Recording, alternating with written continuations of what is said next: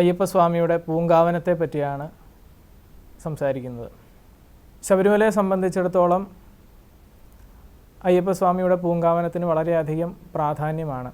ശബരിമല എന്ന് പറയുന്നത് കേവലം അയ്യപ്പസ്വാമിയോ അയ്യപ്പസ്വാമിയുടെ ആ ഒരു ശ്രീകോവിലോ വിഗ്രഹമോ മാത്രമല്ല, മറിച്ച് ആ ഒരു സങ്കേതം മുഴുവനാണ്.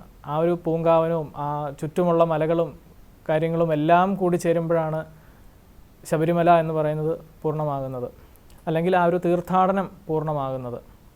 അപ്പോൾ ആ ഒരു തീർത്ഥാടനത്തിൻ്റെ ഭാഗമായിട്ട് നമ്മളുടെ എല്ലാം ഉത്തരവാദിത്തമാണ് അത് ഏറ്റവും പരിപാവനമായി കാത്തു സൂക്ഷിക്കുക എന്നുള്ളത്. ഈ തീർത്ഥാടനത്തിൻ്റെ ഒരു ഉദ്ദേശം നമുക്ക് നഷ്ടപ്പെട്ടു പോയ പ്രകൃതിയുമായിട്ടുള്ളൊരു ബന്ധം വീണ്ടെടുക്കുക എന്നതുകൂടിയാണ്. പ്രകൃതിയുമായിട്ടുള്ളൊരു ലയനം നമ്മളിൽ ഉണ്ടാക്കിയെടുക്കുകയും കൂടിയാണ്. അപ്പോൾ അത് നടക്കണമെങ്കിൽ തീർച്ചയായിട്ടും ആ ഒരു പ്രകൃതി അല്ലെങ്കിൽ ആ പൂങ്കാവനം ഏറ്റവും പരിഭാവനമായിട്ട് തന്നെ സൂക്ഷിക്കണം. അയ്യപ്പസ്വാമിയുടെ ദർശനം പോലെ തന്നെ പ്രാധാന്യമുള്ളൊരു കാര്യമാണ് ഈ പൂങ്കാവനവും വളരെ വൃത്തിയോടും ഒക്കെ സൂക്ഷിക്കുക എന്ന് പറയുന്നത്. പല അവസരങ്ങളിലും പലരും ഈ ശബരിമല ഈ ആ ഒരു തീർത്ഥാടനത്തിനിടയിൽ ഈ മറ്റ് ആഹാരങ്ങൾ ഈ വനയാത്രയ്ക്കിടയിൽ ആഹാരം പാകം ചെയ്യുകയും അതിൻ്റെ വേസ്റ്റ് അവിടെ തന്നെ നിക്ഷേപിക്കുകയും അല്ലെങ്കിൽ തീ കൂട്ടിയിടുകയും ഒക്കെ ചെയ്യാറുണ്ട്. ഇതൊക്കെ വളരെ നമ്മളൊരു അത്യധികം ശ്രദ്ധ കൊടുത്ത് ചെയ്യേണ്ട ഒരു കാര്യം തന്നെയാണ്. അത് വനത്തിൽ ഇടുകയും മറ്റ് പ്ലാസ്റ്റിക് കാര്യങ്ങളൊക്കെ വനത്തിൽ തന്നെ ഉപേക്ഷിച്ച് പോയൊന്നും ചെയ്യാതെ അത് നല്ല രീതിയിൽ അത് ആ ഒരു വനത്തെ സംരക്ഷിച്ചുകൊണ്ടും എന്നാൽ വനം മലിനമാക്കാത്ത രീതിയിൽ അത് നമ്മൾ നിർമ്മാർജ്ജനം ചെയ്യേണ്ടതാണത്. അതുപോലെ തന്നെയാണ് മുൻപേ സൂചിപ്പിച്ച ഈ പ്ലാസ്റ്റിക് ഉൽപ്പന്നങ്ങൾ കൊണ്ടുവരുന്നത്.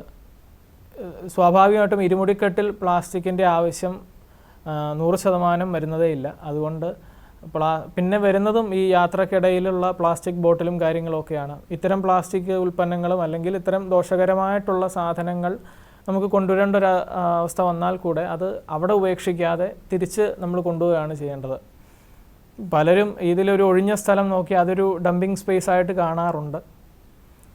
പല സ്ഥലങ്ങളിൽ കർപ്പൂരം കത്തിക്കുകയും ഒരു കല്ല് കണ്ടാൽ അവിടെ കർപ്പൂരം കത്തിക്കുകയും ഇത്തരം ആചാരങ്ങളൊക്കെ നടന്നു വരുന്നുണ്ട്. ഇതൊക്കെ ഒഴിവാക്കണം. കാരണം ആത്യന്തികമായിട്ട് ആ ഒരു പ്രകൃതി സംരക്ഷണമാണ് അവിടെ ആവശ്യവും.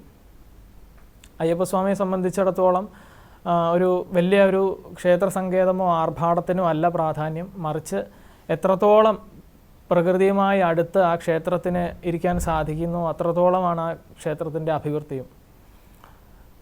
അതുകൊണ്ട് നമ്മൾ 100% അതൊക്കെ നമ്മുടെ എല്ലാവരുടെയും ഉത്തരവാദിത്തമാണ്. അത് ഏറ്റവും അങ്ങേയറ്റം പരിപാവനമായി കാത്തു സൂക്ഷിക്കുക എന്ന് പറയുന്നത്. ശബരിമല യാത്ര എന്ന് പറയുന്നത് ഒരിക്കലും ഒരു വിനോദയാത്രയോ അല്ലെങ്കിൽ ഒരു സൈറ്റ് സീയിങ്ങിന് പോകുന്നതൊന്നുമല്ല, മറിച്ച് അതൊരു തീർത്ഥാടനം തന്നെയാണ്. തീർത്ഥാടനത്തിൽ അങ്ങേയറ്റം ശുചിത്വം പാലിക്കണം. അതിന് വളരെയധികം പ്രാധാന്യമുണ്ട്.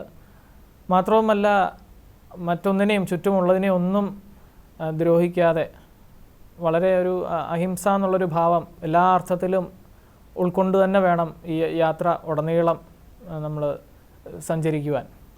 അത് ഈ അഹിംസ എന്ന് പറയുന്നത് ഈ വ്രതത്തിൻ്റെ ഭാഗമാണ്. ആ വ്രത കാലയളവിൽ തന്നെ നമ്മളത് ഉൾക്കൊള്ളേണ്ടതും മനസ്സിലാക്കേണ്ടതും ഒക്കെയാണ്.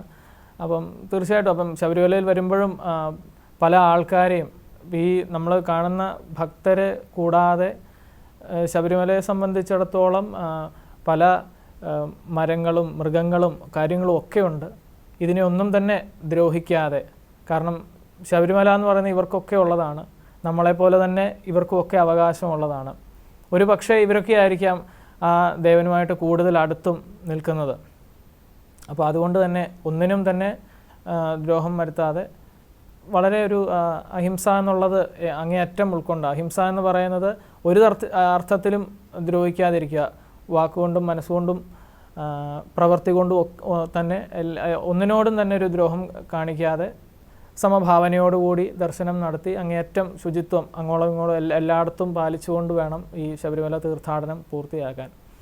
അപ്പം ഞാനത് വീണ്ടും അതെടുത്ത് പറയുകയാണ്, നമ്മളുടെയൊക്കെ ഉത്തരവാദിത്തമാണ് ആ ഒരു ഭൂമി ഏറ്റവും നല്ല വൃത്തിയായിട്ട് സൂക്ഷിക്കുക എന്നുള്ളത്. അത് നമ്മുടെ ഒരു കടമയാണ്. അവിടെ പോകുന്ന ഓരോ ഭക്തൻ്റെയും അവിടെ ഇടപെടുന്ന ഓരോ ആളുകളുടെയും ഏറ്റവും പ്രധാനപ്പെട്ട ഒരു കടമയെന്ന് തന്നെ പറയാം അത്. കാരണം അത് ചെയ്യാതെ വ്രതമെടുത്തെന്നോ ദർശനം നടത്തിയെന്നോ പറഞ്ഞിട്ടൊന്നും പ്രത്യേകിച്ച് അതിൽ വലിയ കാര്യം ഉണ്ടാവും തോന്നുന്നില്ല. അപ്പം അവിടുത്തെ ആ ഭൂമി അങ്ങേയറ്റം സംരക്ഷിക്കണം. ഇനിയും ജനിച്ച് മരിക്കാനിരിക്കുന്ന കോടിക്കണക്കിന് ആൾക്കാർക്ക് അയ്യപ്പസ്വാമിയുടെ അനുഗ്രഹം കിട്ടണം. അപ്പം അതിനൊക്കെ വേണ്ടിയിട്ട് നമ്മളും അതിനുവേണ്ട തയ്യാറെടുപ്പുകളെല്ലാം ചെയ്യണം. ആ ഒരു ഭൂമി ഏറ്റവും നല്ല രീതിയിൽ കാത്തു സൂക്ഷിക്കണം. അത്